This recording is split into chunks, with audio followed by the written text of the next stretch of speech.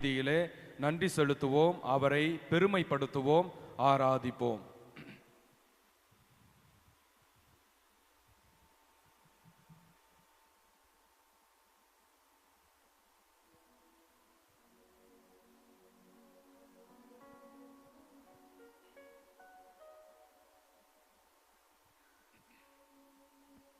மீண்டும் நாம் இறைவனை பெருமைப்படுத்துவோம். துன்பத்திலும் இன்பத்திலும் நல் தந்தையாய் நீயிருப்பாய்,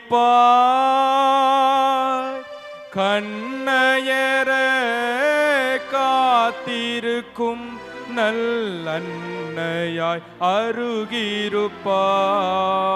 உங்கள் இரண்டு கரங்களையும் ஆண்டவரை நோக்கி நீட்டி இந்த வரிகளை சேர்ந்து பாடுவோம். துன்பத்திலும் இன்பத்திலும் நல் தந்தையாய் நீயிருப்பாய், கண்ணயர காத்திருக்கும் நல்லன்னையாய் அருகிருப்பாய்.